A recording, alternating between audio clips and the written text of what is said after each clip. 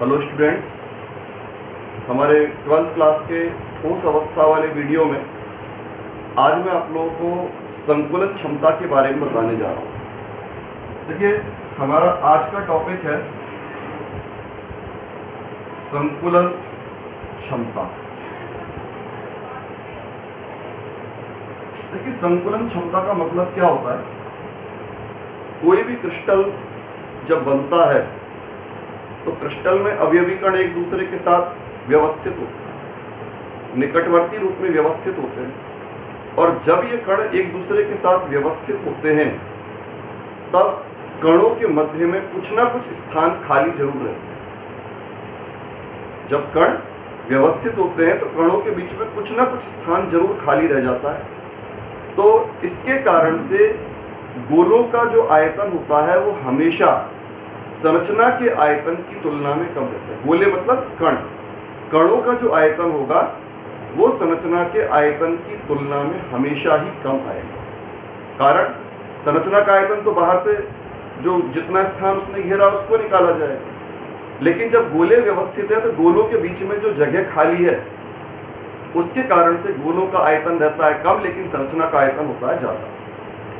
तो किसी भी क्रिस्टल में गोलों के द्वारा घेरा जाने वाला स्थान संरचना के कुल आयतन में से गोलों के द्वारा या कणों के द्वारा घेरा जाने वाला जो स्थान होता है उस स्थान को हम नाम देते हैं यहाँ पर संकुलन क्षमता।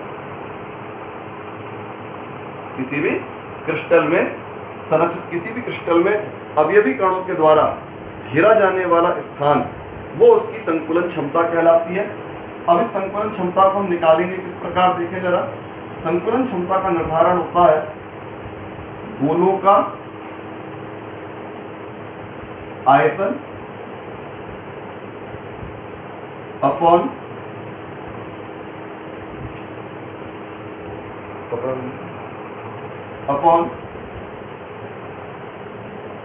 संरचना का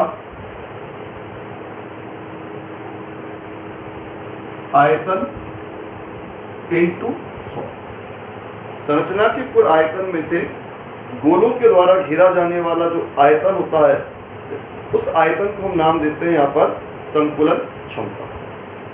तो आज हम जो है यहाँ पर इसमें संकुलन क्षमताओं की गणना करेंगे। जैसे अपन ने पढ़ा था सरल घनीय जालक जो होता है, सरल घनीय जालक में संकुलन क्षमता का मान होता है 52.4%। तो ये मान किस प्रकार से प्राप्त हुआ, या फलक केंद्रित संरचना में संकुलन क्षमता 74% होती है, वो किस प्रकार प्राप्त हुई, ये सारी जानकारी अपन जो है इस वीडियो के माध्यम से हम करने आ रहे हैं। तो आज का हमारा टॉपिक है इसका पहला सरल घनीय संरचना की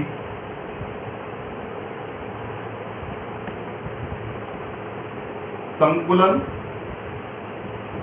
क्षमता। अब देखिए संकुलन क्षमता को हम किस प्रकार, देखिए सरल घनीय संरचना की संकुलन क्षमता को ज्ञात करने के लिए हम यहाँ पर सबसे पहले सरल एकक कोष्ठिका को बना रहे हैं। ये एकक कोष्ठिका है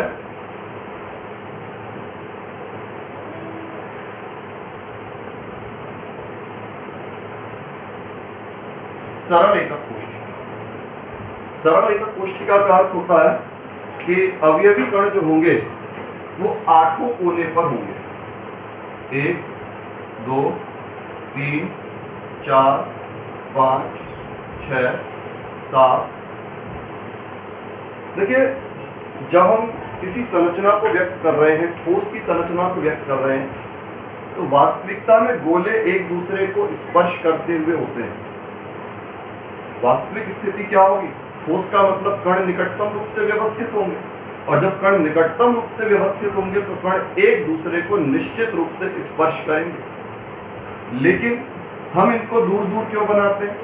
दूर दूर हम इसलिए बनाते हैं जिससे कि हमें कणों की वास्तविक स्थिति का पता लगे कि कण किस स्थान पर मौजूद है। कण की वास्तविक स्थिति को मालूम करने के लिए हम जो है गोलों को थोड़ा दूर बना दें, लेकिन जब हम संकुलन क्षमता की गणना करेंगे तो जिन गोलों की सहायता से गणना करते हैं, जिन गोलों की सहायता से हम गणना करते हैं, उन गोलों को बड़े साइज में प्रदर्शित करते हैं। जिन कणों की सहायता से गणना की जाएगी उन कणों को हम पूरे साइज में यानी एक दूसरे के साथ स्पर्श करते हुए ही दिखाएंगे। जैसे मान लीजिए हम यहाँ पर इन दो गोलों का प्रयोग कर रहे हैं, एक गोला इधर का और एक गोला इधर का, तो ये जो गोले बनाए जाएंगे ये गोले आपके पूरे साइज में होंगे, जितना बड़ा साइज होता है, यानी एक दूसरे को स्पर्श करते हुए स्थिति में होंगे गोले।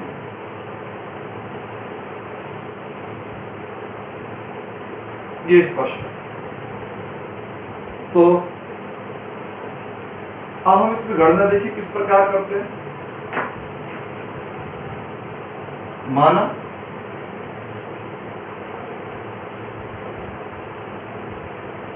किनारे की लंबाई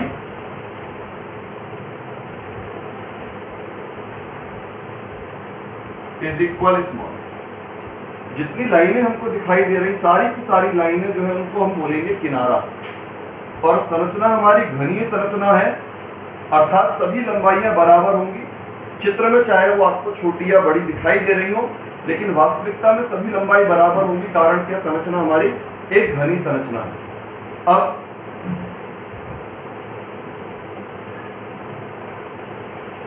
गोलों की त्रिज्या, गोलों की त्रिज्या होगी स्मॉल आर।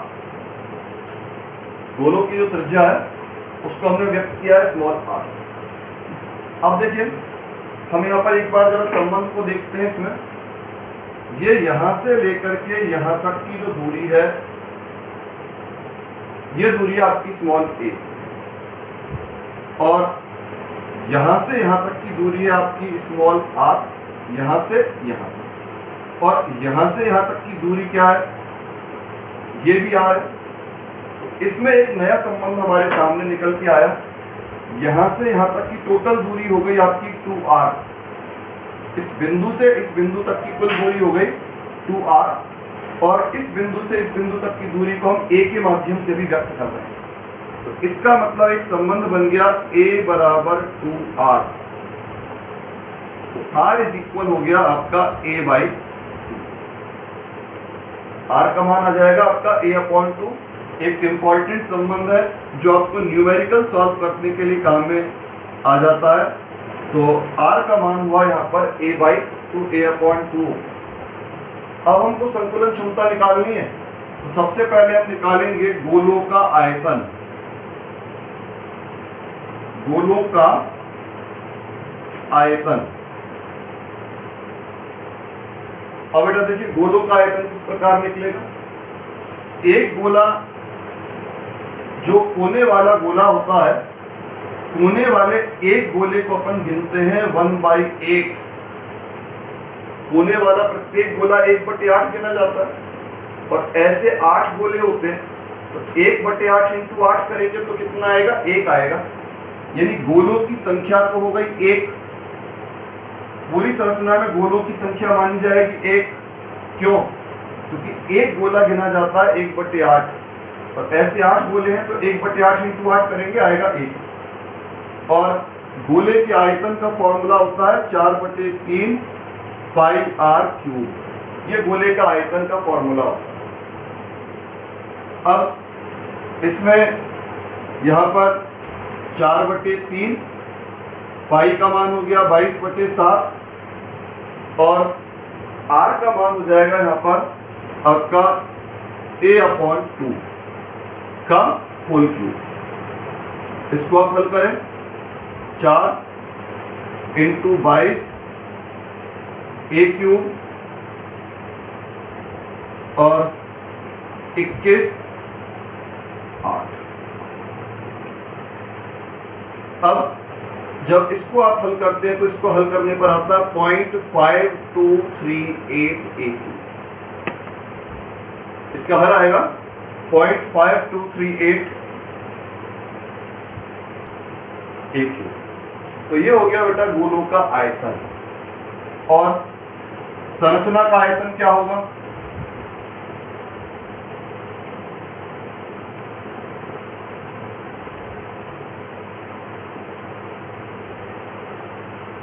संरचना का आयतन होगा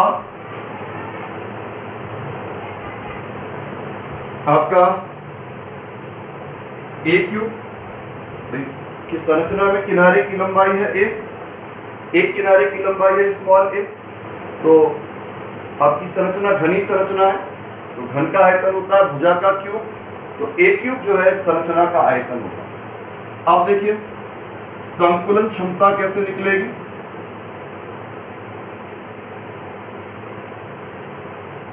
संकुलन क्षमता, संकुलन क्षमता को ज्ञात करने का सूत्र होता है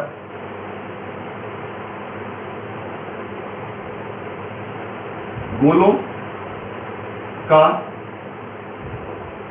आयतन अपॉन संरचना का आयतन इंटू 100। अब बेटा देखिए गोलों का आयतन कितना निकाला आपने? गोलों का आयतन आया 0.5238 ए क्यूब, ये गोलों का टोटल आयतन आया। और संरचना का आयतन हो गया आपका ए क्यूब, तो ए क्यूब से ए क्यूब गया इंटू में 100, तो इसको जब आप हल करते हैं तो ये होता है आपका 52.38 और ये 52.38 लगभग बराबर हो गया आपका 52.4%। तो इस प्रकार से जो है आप संकुलन क्षमता का निर्धारण सरल घनी संरचना के लिए कर सकते हैं।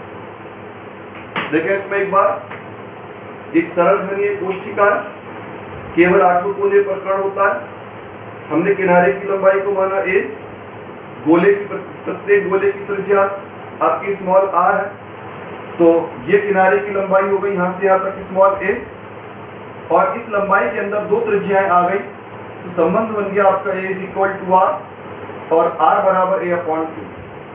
अब सरल कोष्ठिका में कणों की संख्या की गणना अपन पहले भी कर चुके हैं। सरल कोष्ठिका में कणों की संख्या होती है 1। कैसे होती है? कोने वाला प्रत्येक कण 1/8 गिना जाता है, तो 1/8 × 8।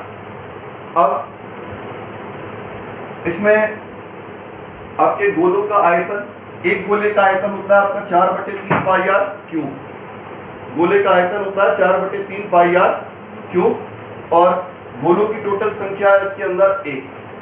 आप इसमें मानों को रख करके हल कर रहे हैं, 0.5238 ए क्यूब आएगा। संरचना का आयतन हो गया आपका भुजा का क्यूब, भुजा के क्यूब से हो जाएगा आपका ए क्यूब। संकुलन क्षमता का फॉर्मूला गोलों का आयतन अपॉन संरचना का आयतन इंटू 100। गोलों का आयतन ये आ गया, संरचना का आयतन ये हो गया इंटू 100, आपने हल किया, ये आपका आ गया 52.4%।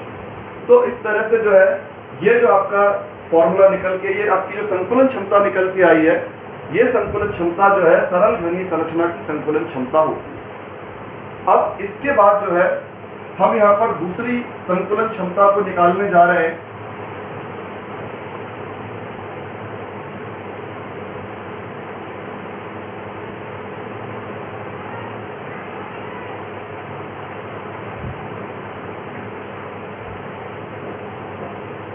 देखिए अब इसमें दूसरा है फलक केंद्रित घन संरचना की संकुलन क्षमता। फलक केंद्रित घन संरचना की संकुलन क्षमता को ज्ञात करने के लिए सबसे पहले अपन एक फलक केंद्रित संरचना बना रहे हैं।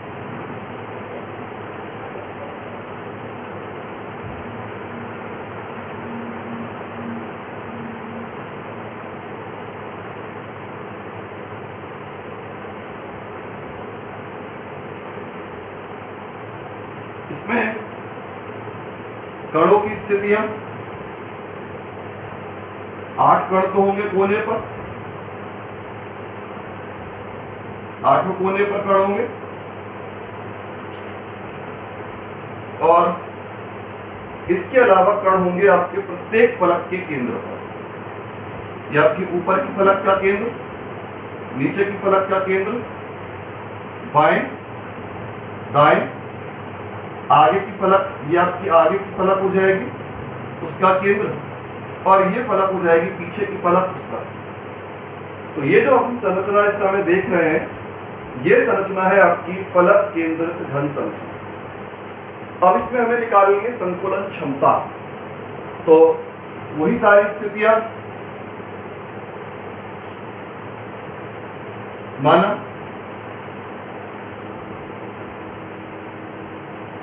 किनारे की लंबाई स्मॉल ए और गोलों की त्रिज्या स्मॉल। अब बेटा देखिए, यहां पर गणना का तरीका पहले की तुलना में थोड़ा बदलेगा। हमें गणना करने के लिए किसी एक फलक को काम में लेना होगा, कोई सी एक फलक। मान लीजिए हमने आपके ये वाली फलक जो है इसमें चुनी, तो इसमें हम गोलों को आकार में बड़ा करके प्रदर्शित करेंगे।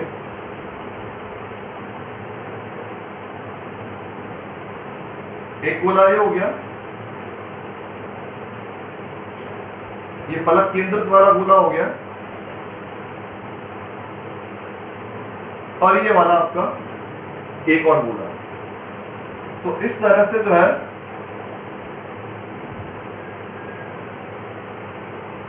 हम यहां पर 3 गोलों को ले रहे हैं। एक ये कोने वाला गोला, एक ये किनारे कोने वाला गोला, और एक आपका ये जो है फलक केंद्रित वाला गोला जो है गणना के लिए लिया। अब देखिए हमें करना क्या है इसमें। हम यहां पर इसमें एक लाइन खींचते हैं इस प्रकार से।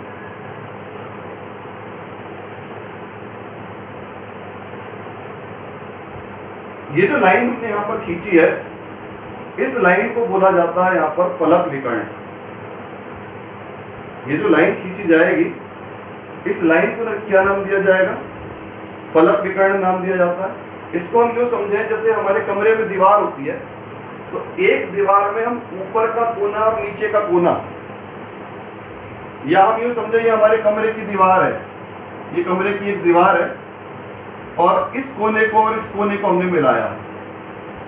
तो कमरे की दीवार में अगर हम इस प्रकार से एक लाइन खींच दें, तो ये जो लाइन होती है, ये लाइन हमारी कहलाती है यहाँ पर फलक विकर्ण। तो ये एक फलक थी, फलक में हमने ऊपर और नीचे का कोना आमने सामने वाला मिलाया, तो हमें दीवार पर या फलक पर एक लाइन प्राप्त होती है, और ये लाइन हमारी यहाँ कहलाती है इसकी फलक विकर्ण। अब फलक विकर्ण और फलक विकर्ण के बनने पर जो फलक होता है वो 2 समकोण त्रिभुजों में बट जाता है, ए बी सी। 2 समकोण त्रिभुज बन गए यहाँ पर आपके ए बी, एक तो बन गया यहाँ पर ए बी सी, एक दूसरा बन जाएगा, उसकी हमें आवश्यकता नहीं, कोई एक त्रिभुज की हमें आवश्यकता नहीं। तो फलक विकर्ण का मान आया यहाँ पर ए सी। अब इस ए सी का मान क्या होगा?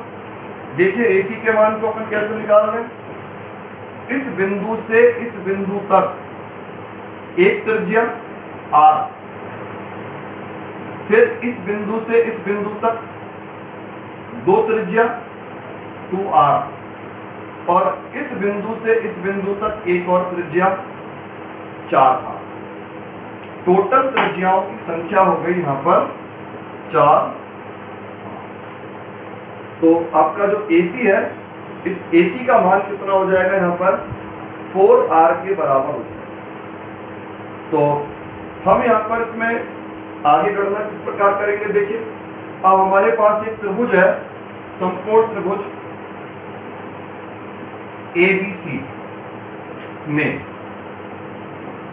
समकोण त्रिभुज ABC में आपका AC square is equal AB square plus BC square.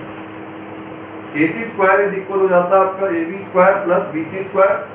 अब बेटा देखो AC का मान आपने लिखा है, इसका निकाला है 4r, तो 4r का होल स्क्वायर। 4r आप देख रहे हैं, इसमें टोटल 3 गोले आ रहे हैं इस पूरी लाइन पर, इस वाले गोले की और इस वाले गोले की तो एक एक त्रिज्या होगी और बीच वाले गोले की दोनों त्रिज्या होंगी। तो टोटल 4r हो गया। ए बी किनारे की लंबाई, और किनारे की लंबाई हो गई आपकी स्मॉल a का स्क्वायर। फिर बी सी, ये भी किनारे की लंबाई, ये भी हो गया आपका a स्क्वायर। अब आप इसको आगे हल करेंगे तो 4r square is equal 2a square, या r बराबर आपका इसका अपन दोनों साइड्स का अंडर रूट ले ले तो 4r बराबर हो जाएगा आपका अंडर रूट 2a, या फिर r बराबर होगा अंडर रूट 2a अपॉन, हम इसको संबंध को और सरल कर सकते हैं। देखिए हम इसको सरल किस प्रकार कर सकते हैं संबंध को, ये हमारा आया अंडर रूट 2 अपॉन 4 a, तो आप अंडर रूट 2 के स्थान पर अंडर रूट 2 को लिखा रहने दें। 4 को हम लिख सकते हैं 2 इंटू 2, अब under root 2 into under root 2 into 2, एक अंडर रूट 2 से एक अंडर रूट 2 कैंसिल हो गया, तो a अपॉन 2 रूट 2, यानी इसको हम और आगे अगर हल करते हैं तो और आगे हल करने पर आता है आपका a अपॉन 2 अंडर रूट 2। तो इस तरह से हमने यहां पर a का और r का संबंध किया, a में और r में संबंध आ जाएगा। ये संबंध भी इंपॉर्टेंट है, न्यूमेरिकल सॉल्व करने में आपको काम आएगा। अब देखिए इसमें हम यहां पर जो है गोलों का आयतन निकालें। गोलों का आयतन, देखिए गोलों का आयतन हो जाएगा आपका, एक गोले का आयतन होता है 4/3 पाई r क्यूब। तो यहां पर गोलों की कुल संख्या आपकी फलक केंद्रित घन संरचना में गोलों की कुल संख्या होती है 4। तो 4 इसमें एक गोले के आयतन को हम 4 से गुणा कर देंगे, कारण एक गोले का आयतन हो गया 4/3 पाई r क्यूब, और संरचना में गोलों की टोटल संख्या जब अपन निकालते हैं तो आती है 4। तो 4 इंटू 4/3 22/7, और r का मान अपन ने अभी निकाला a अपॉन 2 अंडर रूट 2 का होल क्यूब। तो 16 इंटू 22 21 a क्यूब, और 2 का क्यूब हो जाएगा 8, और ये हो जाएगा 16 अंडर रूट 2। जब आप इसको हल करेंगे तो इसको हल करने पर आता है 0.74 a क्यूब। इसको हल करने पर आएगा 0.74 a क्यूब। अब देखिए अपन मानों को रखते हैं। गोलों का आयतन हो गया आपका, गोलों का आयतन हो गया 0.74 a क्यूब, और संरचना का आयतन, संरचना का आयतन ये हो जाएगा आपका a क्यूब। तो गोलों का आयतन आपका 0.74 a क्यूब, संरचना का आयतन हो गया आपका a क्यूब। इसको हल कर दीजिए, ये हो जाएगा आपका 74%। तो इस तरह से हम यहाँ पर संतुलन क्षमता की गणना जो है आसानी से कर सकते हैं। तो ये आपका जो है फलक केंद्र संरचना की संतुलन क्षमता को ज्ञात करने का फॉर्मूला। ठीक है सर। तो